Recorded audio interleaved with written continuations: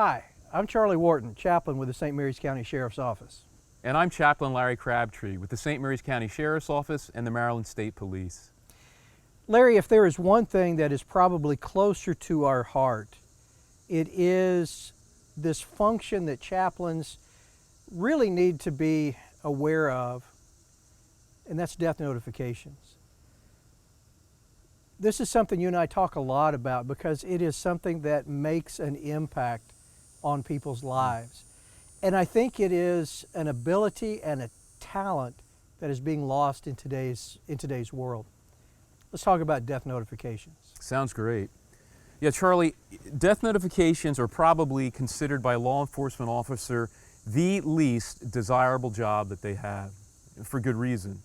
It is a difficult thing to do.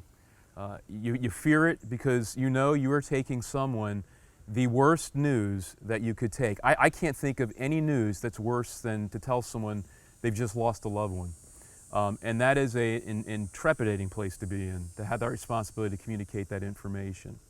And while law enforcement recognizes how much they dislike doing that, sadly, it's also the one, I believe, in which they are the least trained to do.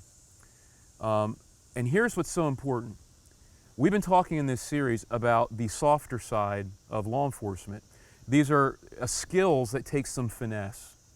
And delivering a death notification is at the top of the list of finesse, of doing it right. And it's because when a death notification is done well, that will have lasting impact forever in a person's life. But you know, the reverse is also true. When a death notification is done improperly, it will also leave scarring and impacting impacts on a person's life forever. They will never forget it. So it can either be the process, the beginning of the process of healing, or really just opening up that wound one more layer. And it's a wound that will stay. The conversations I've heard with people afterwards, they will remember things that just blow your mind. They know what shoes I was wearing. They can tell me where a scuff mark was on that shoe. They will know if there was a spot on my shirt. These are things that are just etched into people's minds that they never forget. That's how intense that situation is. Can I share something? I was at a football game one time, and I was just standing there doing crowd control at the football game. And I had a guy come up to me and he said, "I hate seeing you." And this was pre-issues that we're having today. And it took me by surprise a little bit, and then he followed up. He said, "Because you were there when I found out my wife died." Out of these hundreds of people that was at a football game, he could pick me out of that crowd. So what we're talking about is something that's very important. And understandably, it's difficult to do, and it's why law enforcement don't like doing it. But maybe we can share some helpful information so that we can do it better. So what's at the top of your list? Well, perhaps the best way, a formula to keep in mind when doing a death notification, we could say it like this.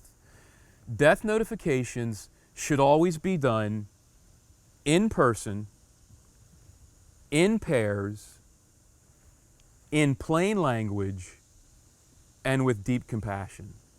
You gave us a formula that is very valuable in being able to do death notifications. And it starts off by talking about being in person. What do you mean by that? Yeah, now this is really important. What I mean by that is death notifications must, and I'm going to use the word must, they must be done face to face with you looking in their eyes, in their very presence.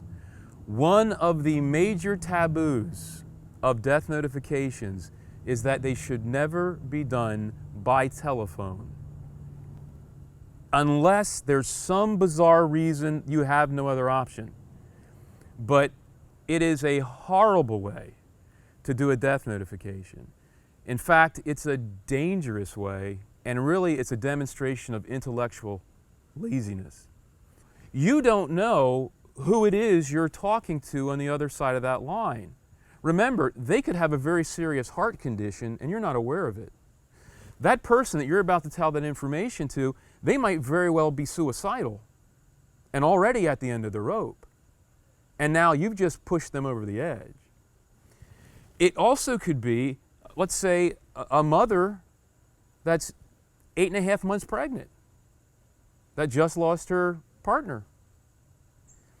So we don't know what's happening after that's made, and that person could be in absolute jeopardy, and no one knows. So we have to be really careful about the telephone. We have to do everything we can to do that face-to-face and make this very personal. Let's flip this around too. How many prank calls do people get today? Oh. Or not just prank calls, but just absolute calls that they want to get back at somebody, so they'll deliver some horrific news. Being there in uniform, or at least in some semblance of uniform, adds some credibility to it. Absolutely. Very good point, Charlie. Excellent observation. So first of all, in person. Now let's talk about the second one. What do you mean by in pairs? Death notifications always need to be done in teams. There should be two, not just one person. Remember, you got to take care of people. It's not just delivering bad news. People respond in ways that will blow your mind. Everybody's different. I have had experiences where they literally have projectile vomited out of just sheer emotion. Others drop out and need medical attention. We don't know, do they have a heart attack? Is it just emotion that needs to be addressed and cared for? So with two people there, that's very helpful, because these are the things that happen. Some get very angry. My very first death notification I ever did, I was punched in the face. And I'm wondering, why did I ever say I want to be a chaplain? Yeah, it's only funny because it happened to you, not me. Yeah, but I will never forget it. It was a young gal, so it didn't hurt too much, but I got it. And that was the response, not appropriately, but that's how it happened. So it was good to have a police officer with me. So in person, in pairs, what do you mean by in plain language? In plain language is we cannot use euphemisms. This information, this news is so critically important, it is so heavy that we must be very clear in what we're speaking. And you use words like died, were killed. That's not euphemisms, that's clear. They're in shock, and so it has to be put out very simply. And so a good formula I'll use is, first, you have to make sure, first of all, you're communicating with the right people. So if you have someone that had just died in some tragic way, you're going to have to verify, is this truly their relative? Am I talking to the right people? That's number one.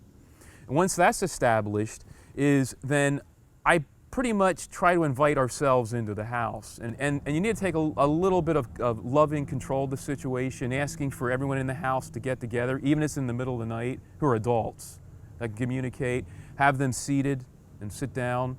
And I like to get down on their level with them and get close and look at them and say, I have some very tragic news to share with you. Your son, your father, your brother, so-and-so, was killed this evening in a car accident. And I stopped. And you need to let them process that, because that was plain language. And that's where they need some time to respond right now. And you're there to be that support and that care, and you just need to listen and respond. So that's the plain language part. I think there's maybe a misnomer out there that in some way we can soften the news by softening our words. I don't know that that's possible. We can't soften the word. It's not the words that are soft, it's your demeanor. And so that's why I do like to get them seated, because they already know it's something really bad's coming. They're already, but they need to hear it. They have to hear it. They want to hear it because they already know something terrible has just occurred. And so that's where you sit them down, and of course I'll often hear them say, what is it? What is it? What is it? I'm going to share this in just a minute. Can we all get seated? And we don't want to delay that, but we need to get them where they're safe, and then to communicate that information clearly and connect with them, because they're going to ask some questions. After some people have no response. Can I get you some tea? And you're wondering, did you hear what I just said? Yes. But that's the way people respond. They're in essence a form of shock right then. But you just, no thank you, I'm fine. How can I help you? Can you talk a little bit about there are basically two types of death notifications. One is where you're actually aware of the circumstances. You know, you were out at the crash scene and you see it. The other type is where you get information from maybe another agency and you have to pass it on. What suggestions do you have about the differences between those two? Well, the first is please get as much information as you can from that other agency before you go, because they're going to ask basic questions. They all do. And so get as much as you can. And by the way, the reason I say in pairs, and remember, I'm a chaplain, so I am not a police officer, I'm not an investigator, I'm a chaplain, and I'm equipped with training in death notifications, and I'm also equipped with the emotional ability to absorb some of these things. The police officer is often there to answer questions. They deal with the facts and the information, and also to listen. One of the things you have to keep in mind is sometimes death notifications involve homicides, and chaplains are not trained investigators. And so things could be said in that dialogue that might be very pertinent to the case, but I'm not trained to pick up. Maybe they're talking about where someone was a few hours before, and I would not recognize how important that was to the case, when a trained investigator, that could be a whole different move and direction of that investigation that's required. So it's important to make sure you have in that team the people pertinent in that bubble that need to be there and recognizing those needs. Do you have to tell everything that you know? No, because it's not pertinent to go into every graphic detail. One of the questions I'm almost always asked is, did they suffer? That's a given. And if I don't know, that's the answer. I don't know. Or sometimes it's pretty obvious. It doesn't look like they did. Let's go to the fourth aspect of it, and that is in compassion. Why is that so important? Well, again, we've been talking through this series of understanding how people feel and having empathy, being able to share in that emotion and that experience. Well, I know that information that I'm bringing is the worst information a person could hear, and I know that's deeply hurting them. And so with compassion, I'm able to engage in them and express, I know you're hurting. In fact, I hurt that you're hurting, and I hurt that I'm the one that even told you this. Because you're important to me, and I want to help you.